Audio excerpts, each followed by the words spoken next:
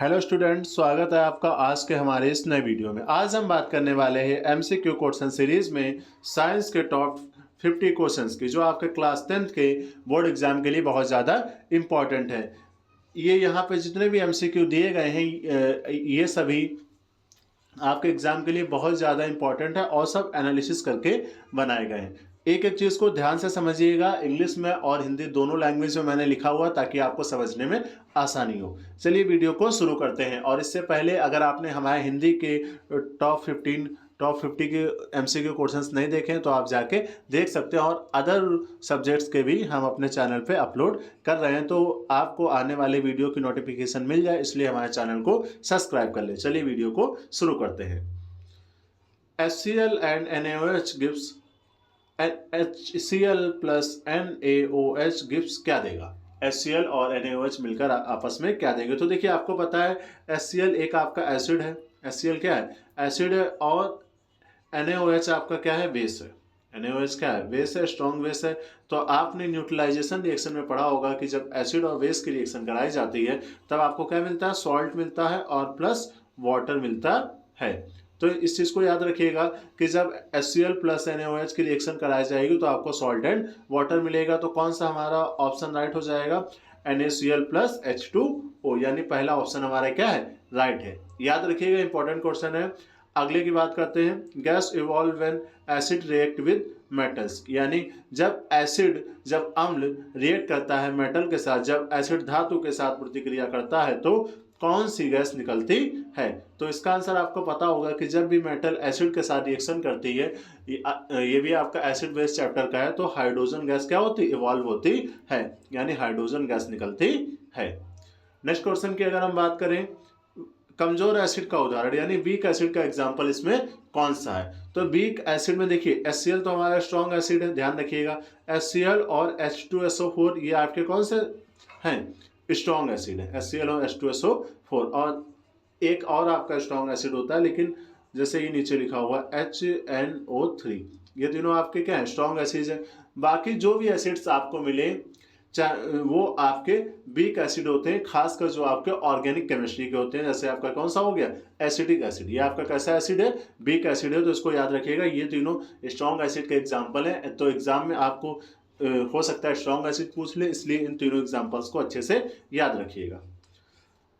अगले प्रश्न की बात करते हैं। एसिड बेस प्लस एसिड को जब कंबाइन किया जाता है तो क्या बनता है? देखिए, वही ऊपरी जैसा प्रश्न है, बस थोड़ा सा इसको घुमा के पूछा गया। तो एसिड और बेस और एसिड को जब भी आप कंबाइन करेंगे तो सॉल्ट एंड वाटर बनने वाला है। आगे बढ़ते हैं।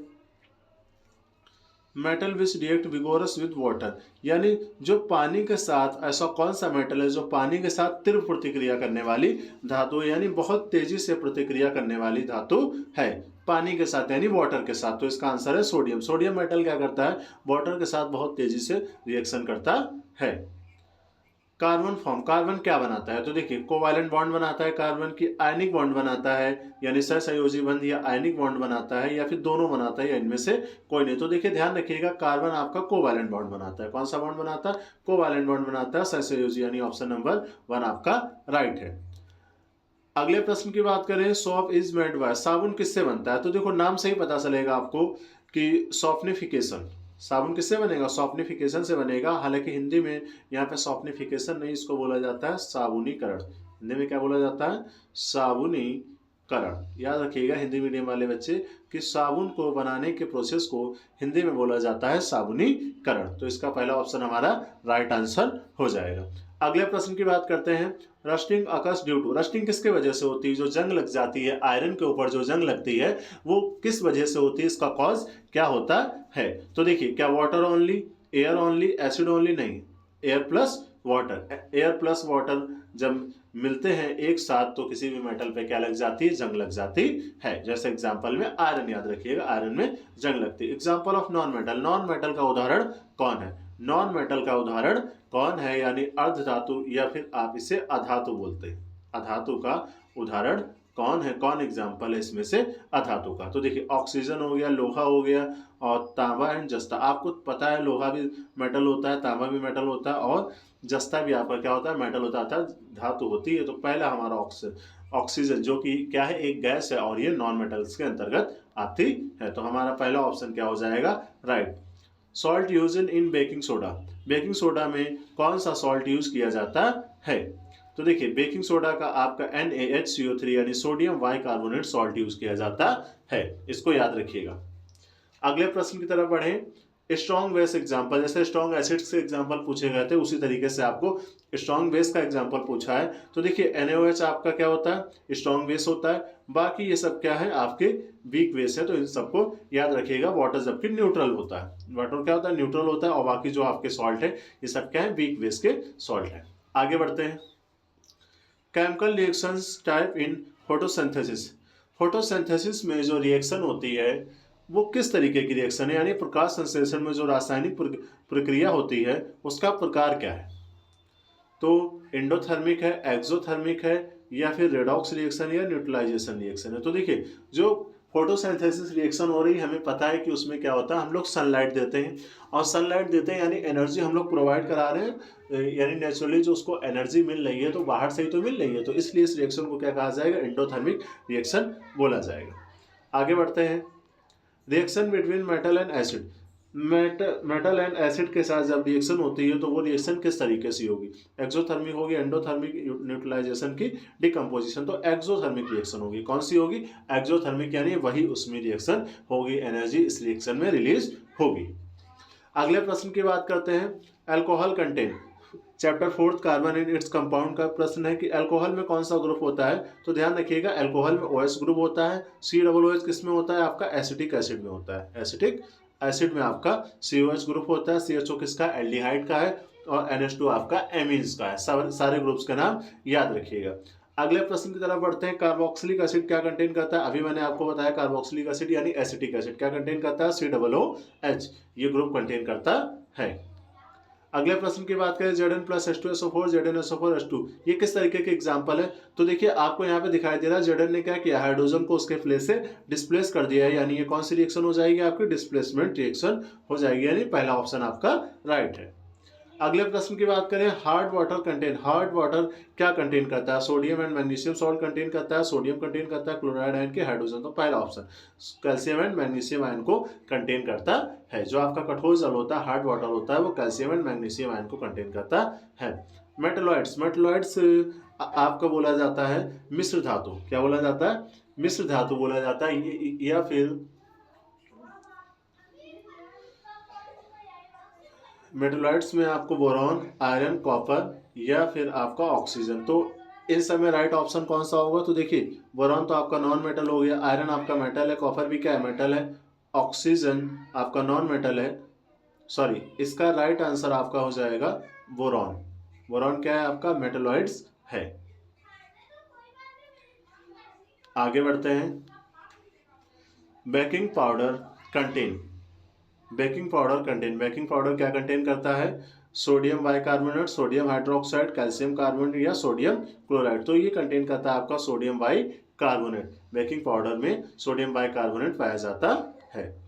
आगे बढ़ते हैं। इलेक्ट्रोलिसिस ऑफ NaCl प्रोड्यूस, अगर हम इलेक्ट्रोलिसिस कराएंगे NaCl की तो क्या प्रोड्यूस होगा? तो देखिए NaCl कंपाउंड है आपका, तो Na+Cl2- यानी sodium and chlorine gas produce होगी। पहला ऑप्शन आपका राइट आंसर है। अगले क्वेश्चन की तरफ बढ़ते हैं। Ohm's law, V equal to क्या, ओम्स लॉ में क्या होता है? तो आपको पता है ओम्स लॉ याद किया होगा आपने, V इक्वल टू IR, यानी V बराबर किसके होता है, IR के। I आपकी क्या है, करंट है, और R आपका क्या, रेजिस्टेंस है, यानी पहला ऑप्शन हमारा राइट आंसर हो जाएगा। आगे बढ़ते हैं। SI unit of current, current की SI यूनिट क्या होती है, ध्यान रखिएगा एम्पियर होती है। ओम किसकी है, रेजिस्टेंस की है। वोल्ट किसकी है, आपकी पोटेंशियल डिफरेंस या पोटेंशियल की। और वॉट किसकी यूनिट है, पावर की है। चारों यूनिट को याद रखिएगा। Magnetic effect of current discovered by, magnetic effect of current को किसने डिस्कवर्ड किया था? तो ऑस्टेड ने डिस्कवर्ड किया था मैग्नेटिक इफेक्ट ऑफ करंट को। इस प्रश्न को भी अच्छे से याद रखिएगा। अगले प्रश्न की तरफ बढ़ते हैं। Fleming left hand rule is used, Fleming का लेफ्ट हैंड रूल कहाँ पे यूज किया जाता है? मोटर में यूज किया जाता है, जनरेटर में यूज किया जाता है, कि ट्रांसफार्मर में यूज किया जाता है, या फिर सेल में यूज किया जाता है? चार ऑप्शन है, तो ध्यान रखिएगा फ्लेमिंग का लेफ्ट हैंड रूल आपका मोटर में यूज किया जाएगा। अगले प्रश्न की बात करें। Concave lens correct, concave lens किस चीज को करेक्ट करता है? मायोपिया को, हाइपरमेट्रोपिया को, प्रसवोपियों को या एस्टिगमेटिज्म को, निकट दृष्टिता, दूरदृष्टिता, बुढ़ापे की दूरदृष्टिता या अस्थिग्माटिज्म को। तो इसलिए मायोपिया यानी निकट दृष्टि दोष को सुधारता है। आगे बढ़ते हैं। Convex lens correct, convex lens किस चीज को करेक्ट करता है, यानी उत्तल लेंस किस रोग को सुधारता है, हाइपरमेट्रोपिया। सेम आपके पास ऑप्शन है, इसका आंसर क्या हो जाएगा, हाइपरमेट्रोपिया। ध्यान रखिएगा कि अगर कॉन्केव लेंस पूछा जाएगा तो मायोपिया, और अगर कॉन्वेक्स लेंस पूछा जाएगा तो हाइपरमेट्रोपिया। अगले प्रश्न की बात करें, far point of human eyes. Far point यानी जो आपका दूर का बिंदु होता है वो कितना होता है, निकटदर्शी नेत्र की नहीं, यहाँ पे नेत्र का दूर बिंदु कितना होता है। तो ध्यान रखिएगा इनफाइनाइट होगा। अगर आपको कोई डिसीज नहीं है तो आपके लिए दूर बिंदु क्या हो जाएगा, इनफाइनाइट हो जाएगा, यानी फार पॉइंट इनफाइनाइट यानी अनंत हो जाता है।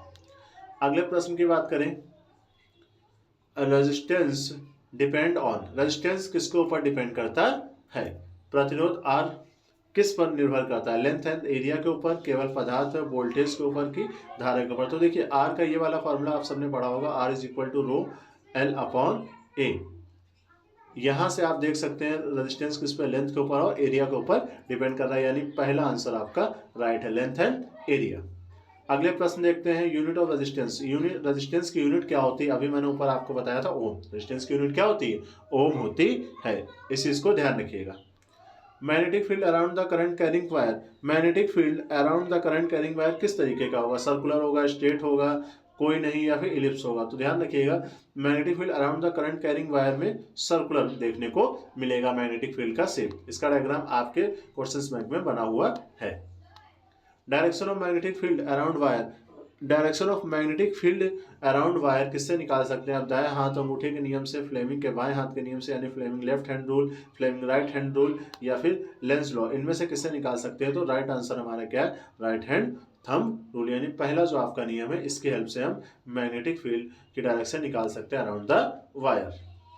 अगला हमारा क्या, eye defect cause by the ageing lens, यानी बुढ़ापे में लेंस में कौन सा दोष हो जाता है। तो प्रिस्मोपिया, ये आपका पहला ऑप्शन राइट ऑप्शन है, क्योंकि मायोपिया और हाइपरमेट्रोपिया या मोतियाबिंद ये किसी भी एज में आपको हो सकते हैं, बुढ़ापे में तो आपको यही होगा, बुढ़ापे की दूरदर्शिता। अगला प्रश्न है हमारा, करेक्टिव लेंस ऑफ मायोपिया। ये क्वेश्चन रिपीट हुआ है, अभी ऊपर भी हम इसको देख चुके हैं। ध्यान रखिएगा मायोपिया में कौन सा लेंस यूज होता है, और करेक्टिव लेंस एंड हाइपरमेट्रोपिया, ये दोनों क्वेश्चंस दोबारा से रिपीट हुए, इनको ध्यान रखिएगा। Magnetic effect of current is use. Magnetic effect of current का यूज कहाँ किया जाता है, धारा के विद्युत चुंबकीय प्रभाव का यूज कहाँ किया जाता है। तो इलेक्ट्रोमैग्नेट में, किसमें यूज किया जाता है, इलेक्ट्रोमैग्नेट यानी विद्युत चुंबक में इसका यूज किया जाता है, क्योंकि इलेक्ट्रिक बल्ब, फैन और हीटर इन सब में तो हम इलेक्ट्रिक का यूज करते हैं। तो इलेक्ट्रोमैग्नेट इफेक्ट ऑफ करंट का यूज कहाँ पे किया जाता है, विद्युत चुंबक में यानी इलेक्ट्रोमैग्नेट में किया जाता है। Process of breaking food into small molecules. जो आपका फूड होता है उसको स्मॉल मॉलिक्यूल्स में ब्रेक करने के प्रोसेस को क्या कहा जाता है। तो आपको पता होगा डाइजेशन। डाइजेशन में ही क्या करते हैं हम लोग, फूड को उसके स्मॉल पार्टिकल्स में तोड़ते हैं। अगले प्रश्न की बात करें, transport of water in plants. Water, जो ट्रांसपोर्ट ऑफ वाटर होता है प्लांट्स में किसके हेल्प से होता है, जल वाहिनियां यानी जाइलम आपकी है, और फ्लोएम है जिसे खाद्य वाहिनी कहते हैं, स्टोमेटा एंड जड़ के वाले यानी रूट हेयर। तो ध्यान रखिएगा ट्रांसपोर्ट ऑफ वाटर की जब बात करेंगे तो जाइलम आएगा, वाटर एंड मिनरल्स जाइलम से होते हैं। अगर फूड की बात करते हो तो फिर आंसर क्या हो जाता है, फ्लोएम हो जाता है। इस प्रश्न को भी बहुत ध्यान से याद रखिएगा। अगले प्रश्न की तरफ बढ़ते हैं, transport of food in plants. देखिए भाई प्रश्न आ गया कि फूड का ट्रांसपोर्ट कौन करेगा, तो ध्यान रखिएगा फ्लोएम। फ्लोएम क्या करेगा, फूड का ट्रांसपोर्ट करेगा विद इन प्लांट। वाटर की बात आएगी तो जाइलम, फूड की बात आएगी तो फ्लोएम। अगले प्रश्न की बात करें, coordination in plants occur through. Plants में जो कोऑर्डिनेशन होता है वो किसके थ्रू होती है। देखिए नर्व्स तो पाई नहीं जाती उसमें, ब्रेन का तो कोई सेंस ही नहीं है प्लांट्स के अंदर, स्पाइनल कॉर्ड भी नहीं होती, तो क्या हो जाएगा, हार्मोन्स। यानी जो प्लांट्स में आपका कोऑर्डिनेशन होता है, समन्वय होता है, वो किसके थ्रू होता है, हार्मोन्स के थ्रू होता है। अगले प्रश्न की बात करें, कोऑर्डिनेशन इन एनिमल्स में किसके थ्रू कोऑर्डिनेशन होता है। तो देखिए नर्व्स एंड हार्मोन्स हो गया, ओनली हार्मोन्स, ओनली नर्व्स, या मसल ओनली। तो नर्व्स एंड हार्मोन्स दोनों मिलकर क्या करते हैं, हमारी बॉडी का कोऑर्डिनेशन करते हैं। नर्व्स एंड हार्मोन्स दोनों याद रखिएगा इसमें। ह्यूमन ब्रेन को किस किस में बांटा गया है? तो human brain is divided into cerebrum, cerebellum, medulla या फिर ओनली सेरिबेलम और ओनली मेडुला। तो पहला ऑप्शन आपका क्या हो जाएगा? Right answer cerebrum, cerebellum and medulla. ये क्या है? इसमें आपके ब्रेन को बांटा गया है। मेल गैमेट्स क्या होता है? यानी जो पुरुष का युग्माणु होता है वो क्या होता है? तो ध्यान रखिएगा, मेल गैमेट्स को स्पर्म कहा जाता है, फीमेल गैमेट्स को क्या कहा जाता है? ओवम कहा जाता है। यानी ये आपका मेल गैमेट्स है और ये कौन सा है? ये फीमेल गैमेट्स है। दोनों प्रश्न को ध्यान रखिएगा। फीमेल गैमेट्स क्या है? तो ओवम। ओवम क्या है आपका? फीमेल गैमेट्स है। अगले प्रश्न की तरफ बढ़ते हैं। फर्टिलाइजेशन अकर, फर्टिलाइजेशन कहाँ होता है? यानी निषेचन कहाँ पे होता है? तो ध्यान रखिएगा, with in fallopian tube. Fallopian tube के अंदर निषेचन पाया जाता है। तो आपका राइट आंसर हो जाएगा fallopian tubes. Mendel's law of segregation, जो मेंडल का लॉ ऑफ सेग्रीगेशन था उसका allele separate during gamete formation. Allele क्या होते हैं? सेपरेट होते हैं ड्यूरिंग गैमेट फॉर्मेशन। या इंडिपेंडेंट असॉर्टमेंट बताया था उसने, या लिंकेज बताया था, या फिर म्यूटेशन बताया था। तो मेंडल्स के लॉ ऑफ सेग्रीगेशन ने क्या बताया था? कि गैमेट्स क्या होते हैं? सेपरेटली फॉर्मेशन होता है। आगे बढ़ते हैं। Mendel's law of independent assortment applies to, किस चीज पर लागू होता है? तो डाइहाइब्रिड क्रॉस के ऊपर है। मेंडल का जो थर्ड लॉ है इंडिपेंडेंट असॉर्टमेंट, ये आपका डाइहाइब्रिड क्रॉस के ऊपर बेस्ड है। बाकी लॉज आपके मोनोहाइब्रिड क्रॉस के ऊपर दोनों बेस्ड है। अगला है जेनेटिक मटेरियल ह्यूमन। ह्यूमन में जेनेटिक मटेरियल क्या पाया जाता है? ध्यान रखिएगा, डीएनए पाया जाता है। ह्यूमन का ऑलमोस्ट ऑल एनिमल्स में क्या होता है? डीएनए ही जेनेटिक मटेरियल है। सिर्फ सम वायरसेस में एक्सेप्शन है जहाँ पे आरएनए जेनेटिक मटेरियल होता है। अगला प्रश्न है हमारा, ह्यूमन मेल सेक्स क्रोमोसोम क्या होते हैं? यानी मेल में गुणसूत्र क्या पाया जाता है जो डिफरेंट होता है? तो ध्यान रखिएगा, एक्स वाई। क्या होता है? एक्स वाई होता है, यही मेल में गुणसूत्र पाया जाता है। अगले प्रश्न की बात करें, फीमेल में कौन सा पाया जाता है? तो एक्स एक्स, याद रखिएगा ये फीमेल का गुणसूत्र है। अगला प्रश्न है हमारा, plant reproduction involving single parents. यानी प्लांट्स का वो रिप्रोडक्शन जिसमें क्या होता है? सिंगल पेरेंट्स का इन्वॉल्वमेंट होता है, उसे क्या कहा जाता है? आसेक्सुअल, सेक्सुअल की क्रॉस पॉलिनेशन या फिर फर्टिलाइजेशन। तो ध्यान रखिएगा, आसेक्सुअल रिप्रोडक्शन ऐसा रिप्रोडक्शन होता है जिसमें एक पेरेंट्स का इन्वॉल्वमेंट होता है। तो इसका पहला आंसर आपका क्या हो जाएगा? Asexual reproduction. यहाँ पे हमारे 15 क्वेश्चंस कंप्लीट हो चुके हैं और मैंने इसमें वही क्वेश्चंस इंक्लूड किए हैं जो आपके एग्जाम में आने की पॉसिबिलिटी बहुत ज़्यादा है। और अगर किसी टॉपिक पे आपको वीडियो चाहिए तो उसके लिए आप हमें कमेंट्स कर सकते हैं, हम आपकी सुविधा के लिए उन वीडियो को अपलोड कर देंगे। और ऐसे ही वीडियो के लिए हमारे चैनल को सब्सक्राइब करें।